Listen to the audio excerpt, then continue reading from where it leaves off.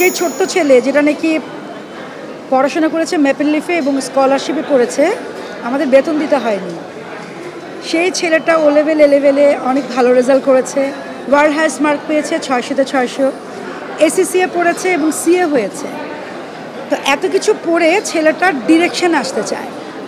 একদিক থেকে আমার মন অনেক ভালো, কারণ আমাদের প্রফেশনালটাকে ও প্রফেশন হিসাবে নিতে যাচ্ছে, সেক্ষেত্রে সে আমাদেরকে অবশ্যই সম্মান করেছে, এটা অনেক ভালো লাগার ব্যাপার। না, আর দিক থেকে মন খারাপ হচ্ছে যে আসলে কি এত দুর্গম, এত কঠিন এখনকার সময় পথটাও বেছে নিল, ও কতটুকু কি করতে পারবে, এই জায়গা থেকে আবার একটু ভয়ও লাগছে। কিন্তু এই নয়া নোট, এই কাজটা আসলে কখনোই হতো না যদি শাহিন আক্তার রঙ্গন মিউজিকের উনি যদি না থাকতেন। আসলে ব্যাপারটা আসলে আমি কিছুই জানতাম না, সত্যি কথা যেটা। হঠাৎ করে একদিন শুনলাম ওর শুটিং, বললাম শুটিং কী ব্যাপার? বলে হ্যাঁ আমার তো শুটিং। আর তোমাকে টাকা কে দিল?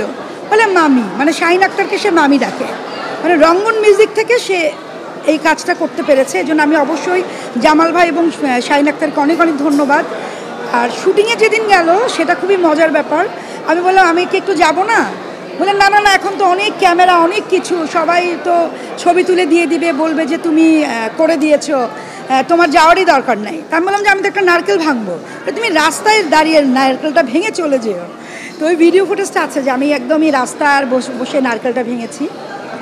তো এতটুকু বলতে চাই, ও আসলে 19 সাল থেকে আমার সাথে কাজ করেছে অ্যাসিস্ট্যান্ট হিসাবে বিশ্বসুন্দরীতে, তারপরে অনেক ওভিসি করেছে, পাঠাওয়ের, ওর বাবার সাথে কাজ করেছে মায়াবতীতে, জলে জলে তারা, এবং শেষে প্রহেলিকাতে সে অ্যাসোসিয়েট ডিরেক্টর হিসেবে কাজ করেছে। ওর আসলে কনসেপশন খুব ভালো। আমাকে সিয়াম বলতো যে আপনার ছেলে আপনার অ্যাসেট। তা আমি আবার হাসতে হাসতে বললাম যে আমি তো বাড়ি গাড়ি জমি জমা কিছু করিনি, অ্যাসেট কোত্থেকে আসবে? বুঝতে, আপনার ছেলেই আপনার অ্যাসেট। তা আজকে নয়া নোট, এটার আজকে প্রিমিয়ার শো, এবং এটা কালকে চ্যানেল আই যে আইস্ক্রিন এই প্ল্যাটফর্মে যাবে। আমি অনেক অনেক কৃতজ্ঞতা জানাবো প্রথমে রাফায়েলকে, কারণ ও আসলে প্রথমে দেখে পছন্দ করেছিল, তখনও জানতো না যে অনন্য প্রতীক আমার ছেলে, কারণ অনন্য নিজে নিজে জমা দিয়েছে এবং এটা যখন পাশ করেছে তখন ওরা জেনেছে যে এটা আমার ছেলে, এবং বললো যে তুমি চয়নিকা চৌধুরী, অরুণ চৌধুরীর ছেলে, আমাদেরকে তো বললে না। তখন ও বলেছে নাকি যে এটা তো প্রাসঙ্গিক না, আমার কাজটা তো আসল। তো সে জায়গা থেকে আমি বলবো সবার অনেক সাপোর্ট, এবং সবশেষে যে সাপোর্টটা আমি পেয়েছি সেটা অবশ্যই ফরিদুর রেজা সাগর এবং কর্ণর রেজা, তাদের কাছ থেকে পেয়েছি, যার ফলে এত সুন্দর করে আইস্ক্রিনে যাচ্ছে। এবং আজকে এত সুন্দর করে স্টার সিনেপ্লেক্সকে অনেক অনেক ধন্যবাদ দিব, আমি অনেক কৃতজ্ঞতা যে এত সুন্দর করে এইখানে আমার ছেলের একটা প্রিমিয়ার শো হচ্ছে, এবং এত সাংবাদিকরা। আমি খালি বলবো যে আপনারা আমাকে অনেক সাপোর্ট দিয়েছেন, ওর যোগ্য অনুসারে যেন ও আপনাদের কাছে সাপোর্ট পায়। ওর ট্রেইলার আমি দেখেছি, ওর ফিল্মটা আমি এখনও দেখিনি, আজকে আমি বসে দেখব।